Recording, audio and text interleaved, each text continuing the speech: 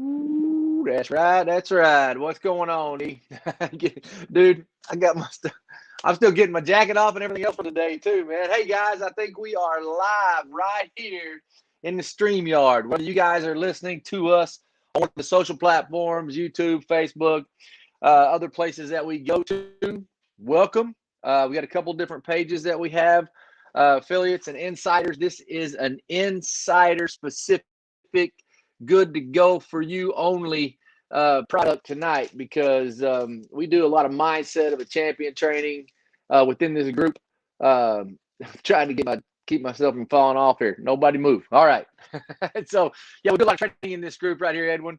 And I know we're doing mindset of a champion. Guy and ER have made a significant investment into bringing this to the affiliate. So if you are in here tonight, welcome. If you're brand new, welcome. If you're seeing it live, welcome. If you're seeing it on a replay, welcome. I am Michael Ray Newman, and I am deep in the heart of Texas, and I've got the one and only great Edwin Britt also joining me right here from Wilmington, North Carolina.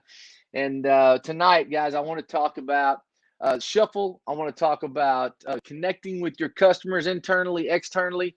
And I also want to talk about what we get excited about, because a lot of you guys, when we become affiliates or when we get involved with a new anything, if you're an MLMer or if you have a new company you started, think about being your first company when you started it, man. You just planned and prepared and you went through all the business plan, and then you got started with it and you got excited about the product, and you're so excited about your product, you can't talk about anything else. So what we do is we skip in the trust process.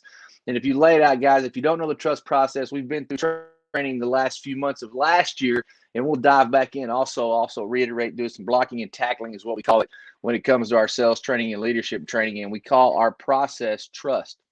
Everything we do, anything I have in business, I have a system, I have a process, I have a procedure for it. And the same way with sales, same thing with me. Hey, Tracy, how you doing? Shelly, I see people jumping in. ER, my brother's always here with us. So what I want you guys to talk about, I want to talk about tonight, and I want everybody to understand, you need really especially when you're excited, especially when you're building your team, especially when you built that momentum, you have to check yourself, and you check yourself up against your process. Our process is trust, and it's the acronym T to T, TRUST. Think, plan, and prepare is the first T. Relate, uncover, need. Those are interchangeable. Those are the R and the U. We're going to talk a lot about that tonight. And then the solution, what you have to offer. What solution do you have? What product? What service? And then the last T, I'll be obviously my favorite, take massive action, because I'm more of this ready, fire, then aim kind of guy a lot of times, Edwin. Edwin's like, pull me back up. Let's jump. Oh, pull me back over the cliff because I'm going over the top of it. But what we really want to back up and talk about tonight is the relating and uncovering the need instead of offering your solution. Because we get so excited a lot of times when we're in the T. Man, this is going to be good. Oh, this is a good product. Oh, this is exactly what they need. Oh, I'm going to be able to sell a ton of this when you're thinking, planning, and preparing. But when we get in front of a customer, whether it be our internal customer and we're leading and managing people, or whether it's our external customer, which I mean, if you guys are in MLM, if you guys have people that are on your team, you have to manage those people as well as bring in new people. And it's the R is for relating, U is for uncovering the need, and it's always, and they're interchangeable. Edward, I want to throw this to you here in just a second, but sometimes what happens is we go to the T and we skip the R and the U and go right to the solution. And that is because we have a product-centered process. Shuffle does a lot of cool things. It is the ultimate pandemic business card. I promise you, I love the affiliate marketing piece of it, the way it is residual and it continues to pay. You can build it like a snowball, turns into an avalanche on top of a mountain. But what is awesome about it is that it is a mini CRM system. You can measure, monitor, and track. It taps you on the shoulder. There are always warm calls. The product is amazing. This is what I catch myself doing sometimes over the past couple of months, because we're starting to get so much momentum. And Guy and ER, the whole Shuffle team, 12 countries. People like crazy are coming in. We got teams with tens of thousands of people that are getting on the platform and coming in. And that's what we're excited about. But I get a little too excited sometimes. I got to pull myself back, as Edwin and I are doing a lot of corporate trainings and talking to these people. And I don't want to get too deep into the features. And if you think about this, if you've ever been in sales before or into your company before, they do a lot of training. You go to a lot of seminars, and they're all about the products. the new products, the features, the benefits of the new products, what they do, what they do, what they do. What I forgot, E, this is what I catch myself doing, and this is what I was talking about. What do we have? I got something I can check myself with, the process. When I lean back into the process and I go away from the actual conversation I'm having and check myself, am I relating to this customer? Are we on the same page? Are we with the R with you?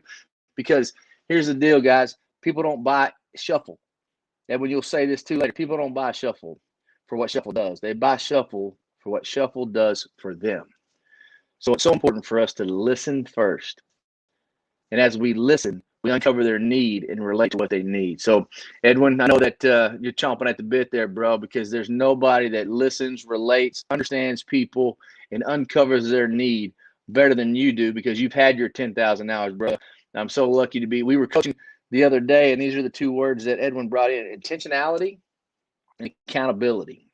And if you hold yourself, if you're intentional about your process, and you hold yourself accountable within inside the process, you'll always be successful, because you have something, you have a bar to live up to. The bar's up here, right? Now we have something we can always shoot for, make sure that we're up against that bar, and make sure that we're always pushing ourselves to be better, my friend. And I hope everybody else makes it about you tonight, guys. E, talk to me a little bit about product, need, customer, internal, external, bro. Absolutely, Michael. Thank you so much. And we want to deliver tonight on a commitment that we made to you, and want to continue to deliver this as we move along. And that is that we were going to bring you information in this Shuffle training session that you could implement in your Elify Shuffle business, that affiliate side of the business, but also in your personal businesses and the other businesses that you have. Because most of you, this is a side hustle and you are running another business, and Shuffle is a resource and a tool.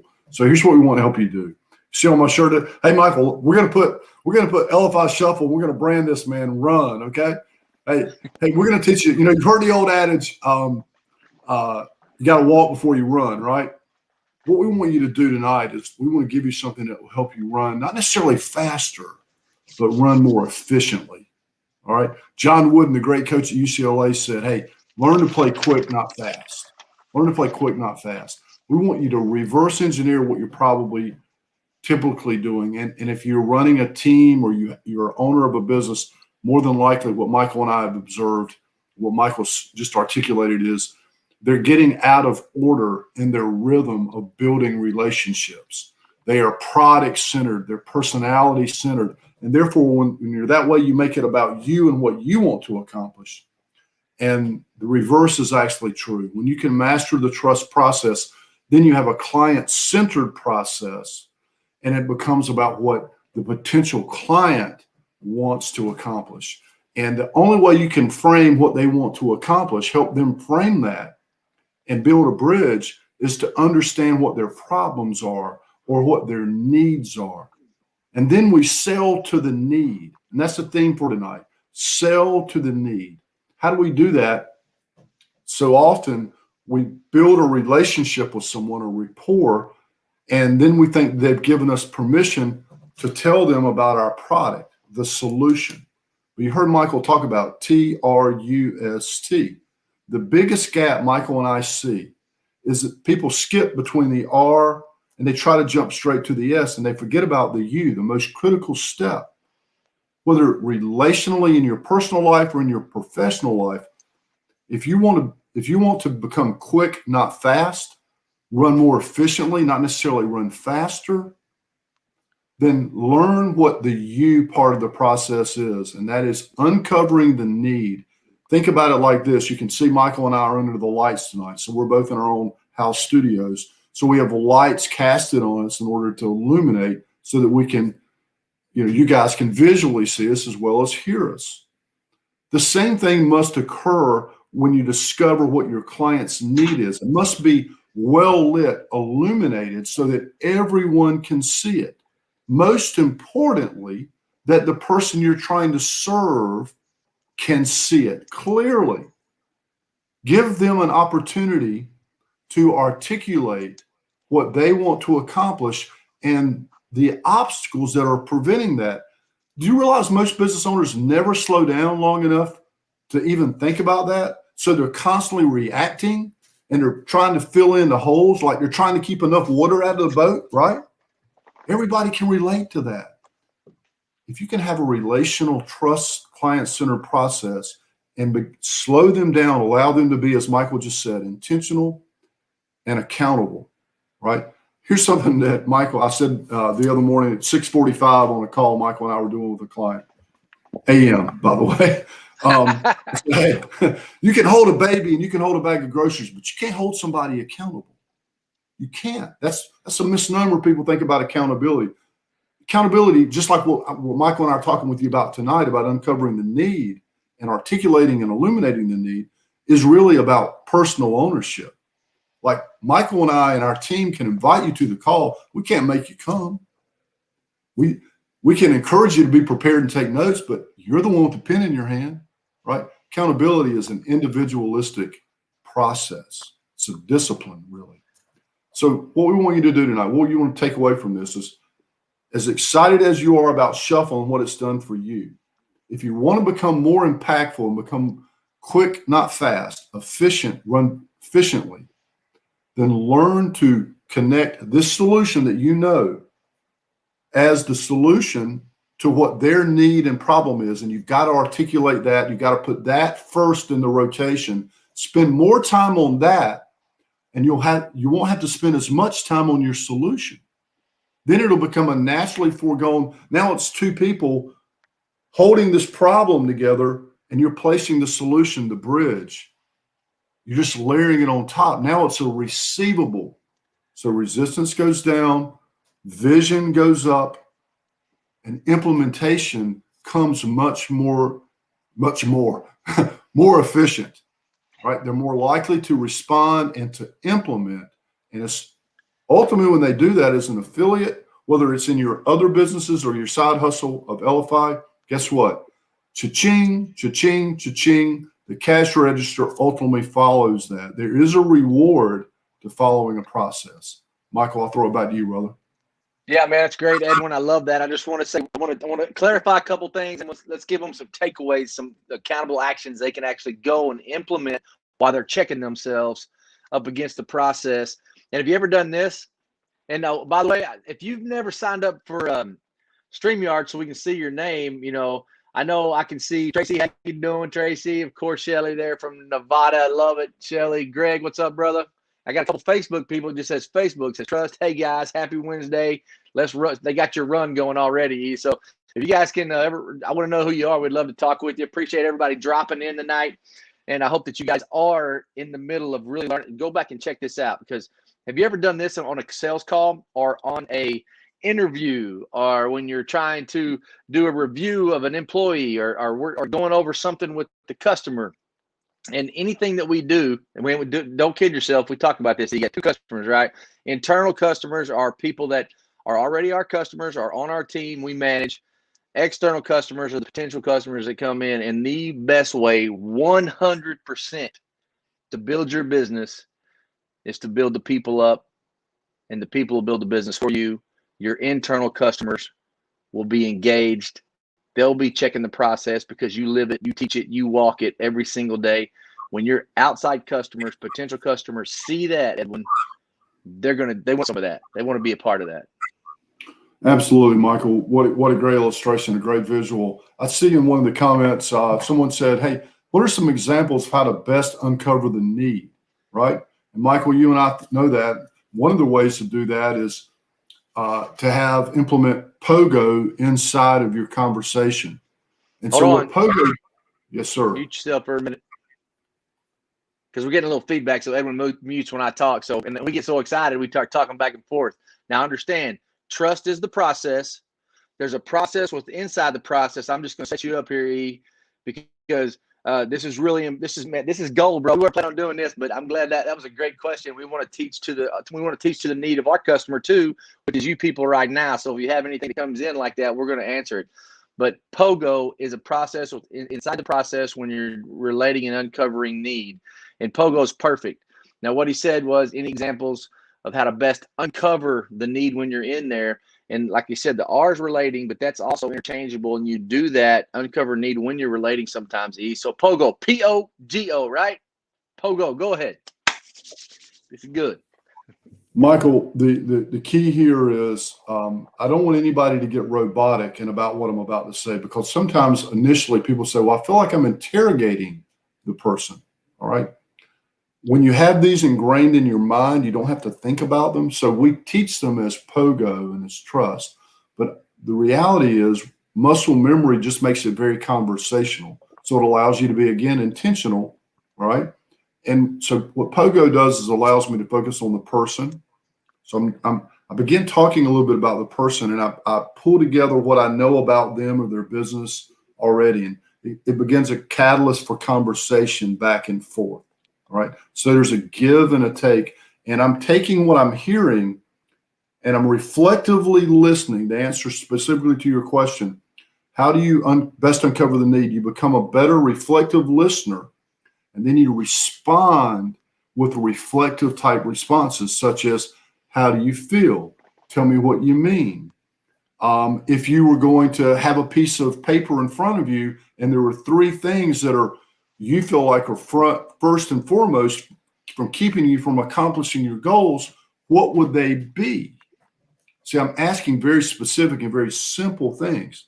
And they might say time, or they might say money, or they might say people. All right. Whatever it is they say, what I'm doing now is I'm helping them articulate the need. Now we're simplifying it. We're simplifying, because all of those things are things that can be addressed. And why is it important to get people to start talking about these basic things that we can see? I typically don't ask questions at ER that I don't already know the answers to. And while I might know the definitive answer, my experience tells me enough about the general answer, and my preparation, the T part of trust, which is often overlooked, allows me to be a very informed, right, question asker. So how do you uncover need? You become a very informed question asker. And why is that important? Because the person who has the most information ultimately has the most influence. So I want to be the most prepared person in every presentation, to whatever level that is circumstantially. All right. If I got a lot of time, I want to prepare deeply. If I have a short amount of time, I'm going to lean into things like the process and pogo. So specifically, pogo is the person, the organization, or the family, the goals. What are you trying to accomplish? What obstacles do you feel like are most effectively impacting your ability to accomplish these goals? All right. If you could do something differently, what would it be? And then you reflectively position Elify shuffle back. So what I think I heard you say is, if I had a one single platform that could allow me to, now you're articulating your solution, now you're choosing your words strategically to identify and upset their status quo about shuffle. You're going to give them enough information based on what they've told you to then go, yeah, that's actually exactly what I mean. So if something like that existed and it was affordable and it was replicatable and it would allow you to, now you're repeating back what they're saying, would you be interested in knowing more? Yes. If you could do it today and implement it, pick it and put it in your business today, and it were affordable, would you?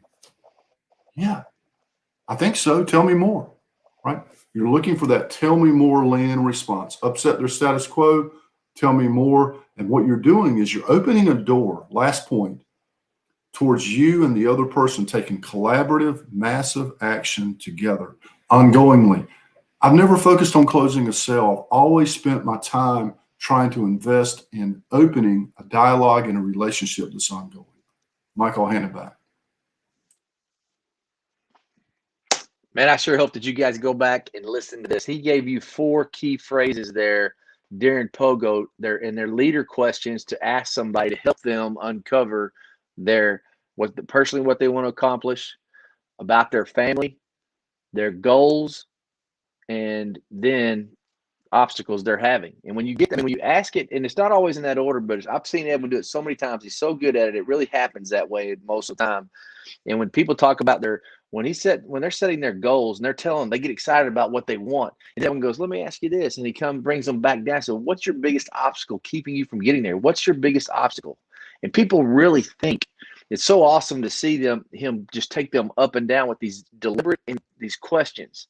So this is really, I mean, this right here, if you go back and just watch those last 3 minutes that Edwin just gave you right there, write those questions down, do it in a POGO, POGO, your personality, your organization, or your family, the goals and the obstacles. And if we could give you something that would give you all that, help you overcome those obstacles, but set you in the path to be able to achieve those goals.